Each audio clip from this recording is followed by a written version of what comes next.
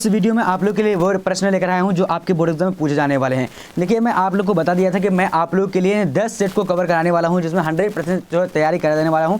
तो आज ये सेट इन 8 है। इसी तरह के हम लोग जो 7 को कवर कर चुके हैं। अगर आप लोग नहीं देखें तो जाकर के चैनल पे पड़ा होगा, जाकर के एक करके देख सकते हैं। और डिस्क्रिप्शन बॉक्स में मैं लिंक दे दूंगा प्लेलिस्ट का, जाकर के आप लोग देख सकते हैं।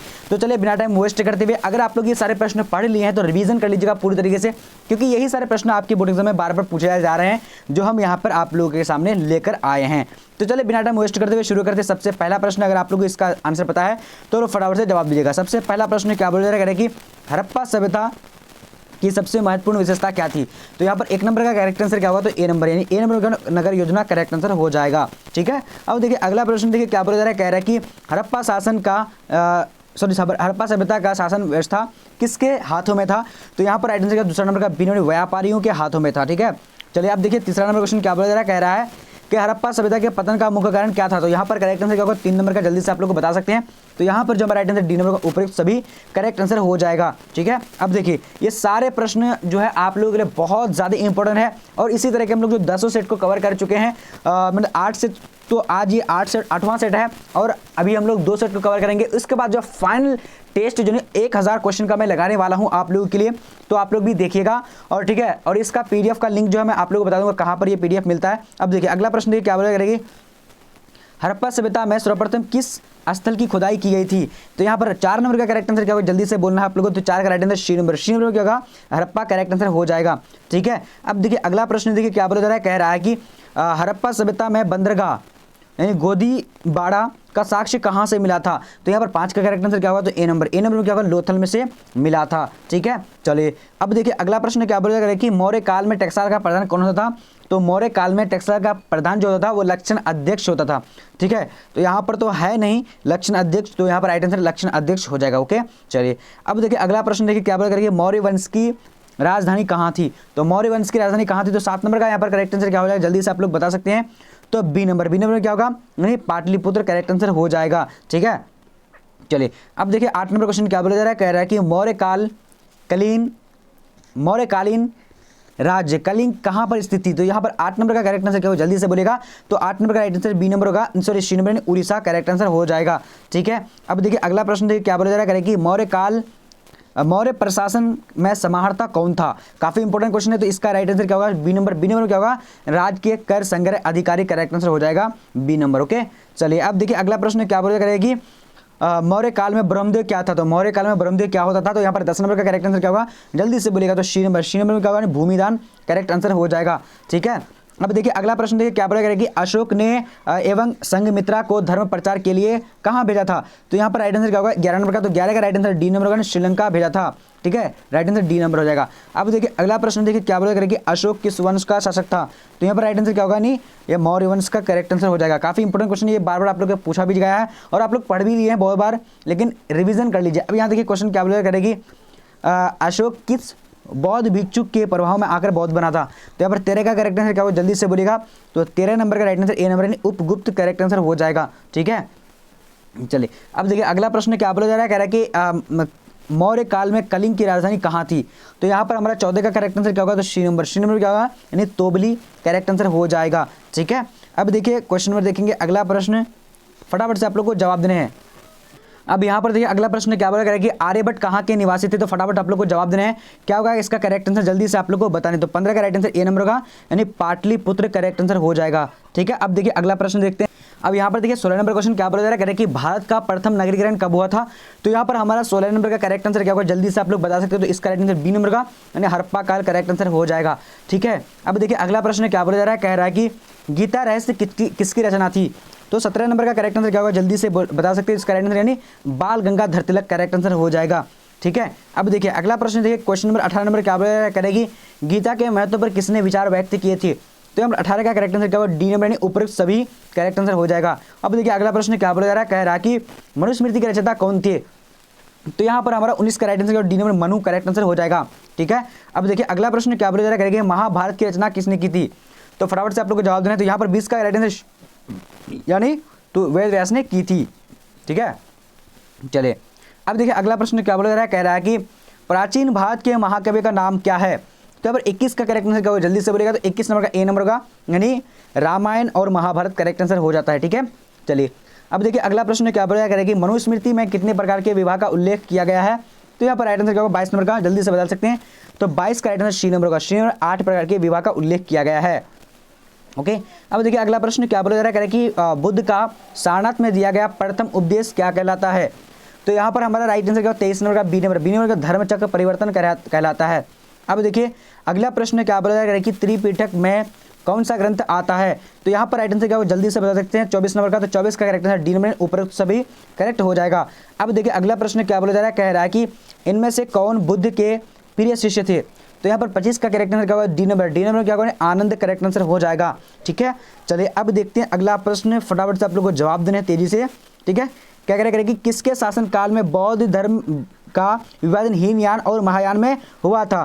तो यहाँ पर राइट आंसर क्या होगा 26 नंबर का, तो 26 का करेक्ट आंसर क्या होगा यानी B number, B number Kanishka के काल में हुआ था। ठीक है, अब देखिए अगला प्रश्न देखिए क्या बोला जाएगा कि बौद्ध के गृह त्याग की घटना क्या कहलाती है। तो यहाँ पर राइट आंसर क्या हो जाएगा 27 नंबर का, तो 27 का राइट आंसर यानी डी नंबर का महाभिनिष्क्रमण कहलाता है। ठीक है, अब देखिए अगला क्वेश्चन क्या बोला जा रहा है कि गौतम बुद्ध ने बौद्ध संघ की स्थापना कहाँ की थी। तो 28 नंबर का करेक्ट आंसर यहाँ पर क्या होगा ए नंबर यानी सारनाथ में दी थी। ठीक है, चलिए अब देखते हैं अगला प्रश्न हमारा क्या बोला जा रहा है, फटाफट से आप लोग को जवाब देना। कह रहा है कि आईने अकबरी के अनुसार भूमि को कितने भागों में बांटा गया है। तो यहाँ पर 29 का करेक्ट आंसर क्या होगा, जल्दी से आप लोग को बताने हैं। तो 29 का बिना 4 भागों में बांटा गया है। ठीक है, अब देखिए अगला प्रश्न क्या बोला करेंगे, अकबर नामा की रचना किसने की थी। तो यहाँ पर राइट आंसर क्या अबुल फजल ने की थी। ठीक है, चलिए अब देखिए अगला प्रश्न क्या बोला जा रहा है, कह रहा है कि बाबर नामा या तुजु के बाबरी के रचनाकार कौन थे। तो 31 नंबर का करेक्ट आंसर क्या ए नंबर नहीं बाबर करेक्ट आंसर हो जाएगा। ठीक है, चलिए अब देखते हैं अगला प्रश्न क्या बोला जा रहा है, कह रहा है कि कुतुब मीनार का निर्माण किसने स्मृति में क्या कहते हैं, किसके स्मृति में होना चाहिए। ठीक है, तो 32 का करेक्ट आंसर क्या होगा बी नंबर यानी कुतुबुद्दीन बख्तियार काकी के यानी स्मृति में किया गया था। अब देखिए अगला प्रश्न क्या बोला करेगी, मैंने दास प्रथा की शुरुआत किसने की थी। तो यहाँ पर राइट आंसर क्या होगा जल्दी से बोल सकते हो। तो इसका राइट आंसर क्या होगा 33 का, तो 33 का श्री अकबर राइट आंसर हो जाएगा। ओके, चलिए अब देखिए अगला प्रश्न क्या बोला जा रहा है, कह रहा है कि भूमि सुधार संबंधी जब्ती प्रथा किसकी देन है। तो 34 नंबर का करेक्ट आंसर क्या ए नंबर, ए नंबर क्या होगा यानी टोडरमल करेक्ट हो जाएगा। ओके, अब देखिए अगला प्रश्न क्या बोला कि अकबर का मकबरा कहाँ स्थित है। तो अकबर का मकबरा कहाँ स्थित है। तो 35 का करेक्ट आंसर यहाँ पर क्या हो जाता है, तो डी नंबर नहीं सिकंदरा में है। ठीक है, अब देखिए अगला प्रश्न क्या बोला कि अकबर का जन्म कहाँ हुआ था। तो अकबर का जन्म अमरकोट में हुआ था, करेक्ट आंसर डी नंबर हो जाएगा। ठीक है, अब देखिए अगला प्रश्न क्या बोला जा रहा है, कह रहा है कि किस मुगल शासक ने सती प्रथा पर प्रतिबंध लगाया था।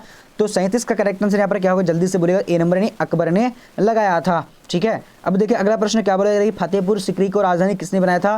तो यहाँ पर राइट आंसर अकबर ने बनाया था। ठीक है, अब देखिए अगला प्रश्न क्या बोला जा रहा है कि किस मुगल बादशाह ने झरोखा दर्शन की शुरुआत की थी। तो यहाँ पर 39 का correct answer A number Akbar ने की थी। ठीक है, चलिए ये सारे प्रश्न मैं फटाफट इसलिए बोल रहा हूँ ताकि आप लोग फटाफट से सारे प्रश्नों को कवर करेंगे और देख भी लेंगे। अब यहाँ देखिए क्या बोला करेगी, किस मुगल बादशाह ने संगीत पर प्रतिबंध लगाया था।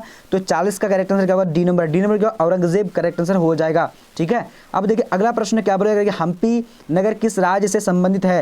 तो यहाँ पर 41 का करेक्ट आंसर क्या होगा, तो डी नंबर, डी नंबर में क्या होगा यानी विजयनगर साम्राज्य से। ठीक है, अब देखिए अगला प्रश्न क्या बोला कि विजयनगर की यात्रा पर आने वाला पहला विदेशी कौन था। तो यहाँ पर 42 का करेक्ट आंसर ए नंबर यानी निकोली कोंटी करेक्ट आंसर हो जाएगा। ठीक है, अब देखिए अगला प्रश्न देखिए क्या बोला जा रहा है, कह रहा है कि हम्पी को यूनेस्को द्वारा पुरास्थल किस वर्ष घोषित किया गया था। तो 43 नंबर का यहाँ पर करेक्ट आंसर क्या होगा डी नंबर, डी नंबर क्या होगा 1986 करेक्ट आंसर हो जाएगा। ओके, अब देखिए अगला प्रश्न क्या बोला जा रहा है, कह रहे हैं कि बहमनी साम्राज्य की राजधानी थी तो कहाँ थी। तो यहाँ पर राइट आंसर क्या होगा Bidar correct answer B number हो जाएगा। ठीक है, अब देखिए अगला प्रश्न क्या बोला जा रहा है, कह रहा है कि तालीकोट या राक्षस तंगरी का युद्ध कब हुआ था। तो 45 का करेक्ट आंसर क्या बी नंबर, बी नंबर यानी 1565 में हुआ था। ओके, अब देखिए अगला प्रश्न क्या बोला जा रहा है, कह रहा है कि सूफी संतों के केंद्रों को कहा जाता है, क्या कहा जाता है। तो यहाँ पर 46 का करेक्ट आंसर क्या सी नंबर यानी खान कहा जाता है। अब देखिए अगला प्रश्न देखते हैं क्या बोला जा रहा है, कह रहे कि सूफी परंपरा में गुरु को क्या कहा जाता है। तो गुरु को क्या कहा जाता है। तो यहाँ पर राइट आंसर क्या होगा ए नंबर, ए नंबर में क्या है पीर कहा जाता है। ठीक है, अब देखिए अगला प्रश्न क्या बोला, सूफी परंपरा में शिष्य को क्या कहा जाता है। तो राइट आंसर यहाँ पर जैसे कि आप लोग देख चुके ऊपर में तो मुरीद ही कहा जाता है। ठीक है, चलिए यहाँ पर क्या सूफी परंपरा को क्या कहा जाता है। तो गुरु को पीर कहा जाता है और बाकी मुरीद कहा जाता है यानी उसके चेला को, शिष्य को। ठीक है, अब देखिए अगला प्रश्न क्या बोला जा रहा है, करेगी भारत में चिश्ती सिलसिला के संस्थापक कौन थे? तो यहाँ पर हमारा करेक्ट आंसर क्या होगा? तो बी नंबर यानी ख्वाजा मोइनुद्दीन चिश्ती करेक्ट आंसर हो जाएगा। ठीक है, चलिए अब देखिए क्या बोला करेगी, किस सिख गुरु का जन्म पटना में हुआ था? तो 50 नंबर का करेक्ट आंसर सी नंबर का यानी गुरु गोविंद सिंह करेक्ट हो जाएगा। ठीक है, अब देखते हैं अगला प्रश्न क्या बोला करेगी, किस विदेशी यात्री ने पुराणों का अध्ययन किया था?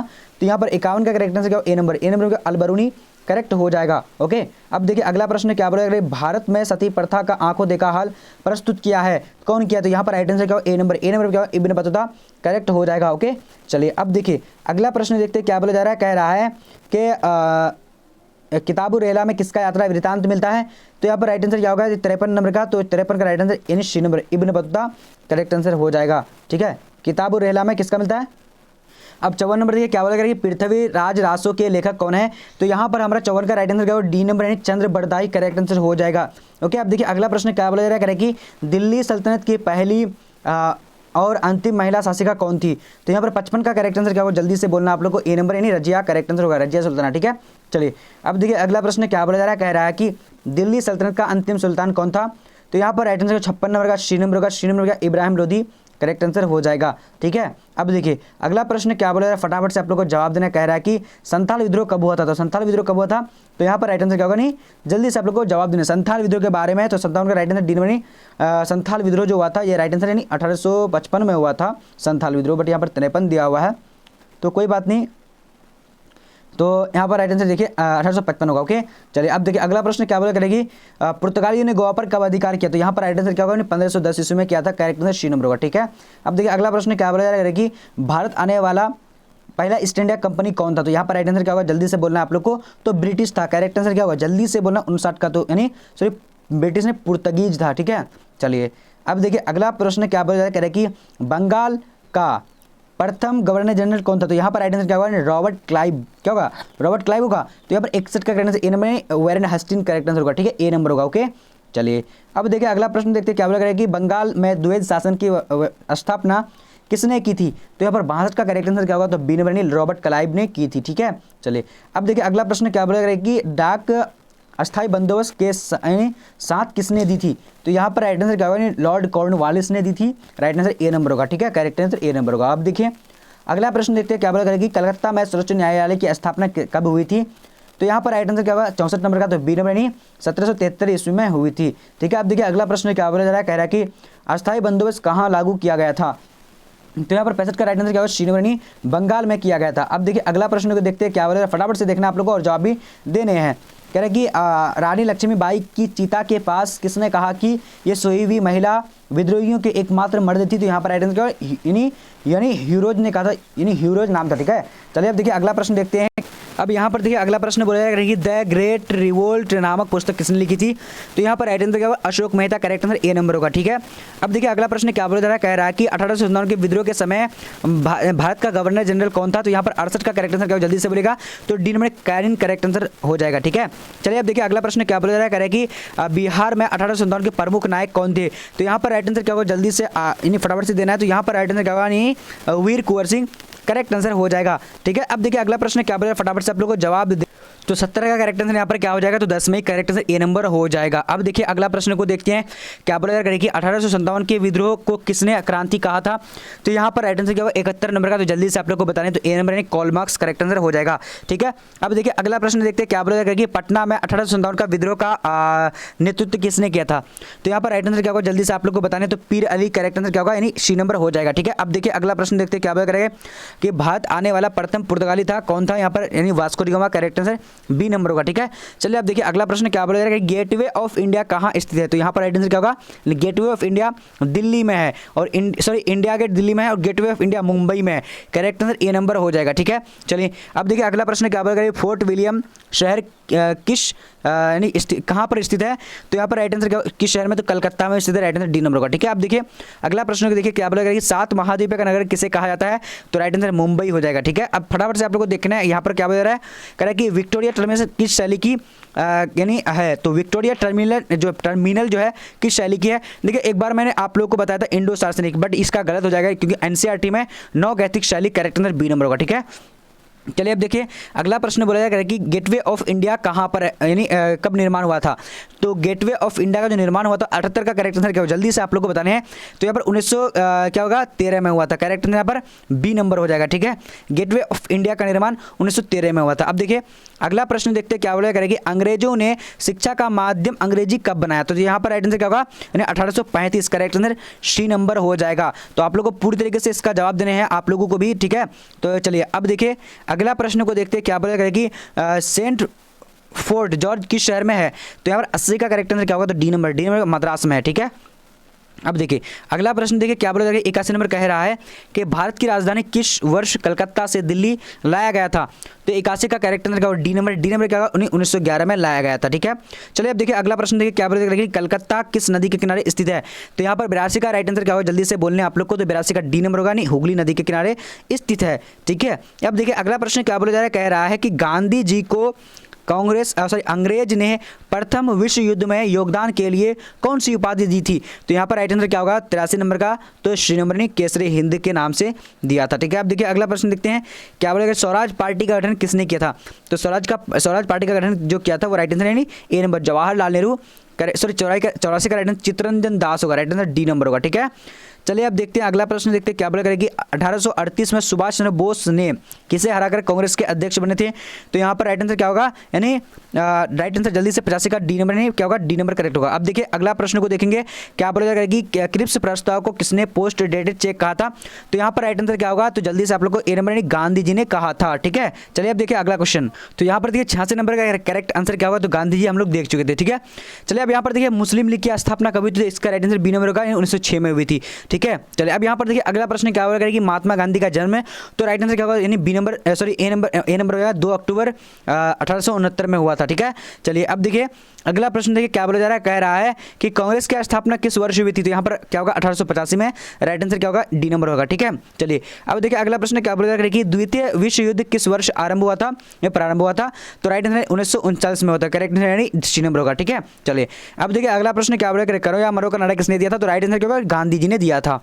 ठीक है, चलिए अब यहाँ देखिए अगला प्रश्न क्या बोला जा रहा है कि गांधी जी के राजनीतिक गुरु कौन थे।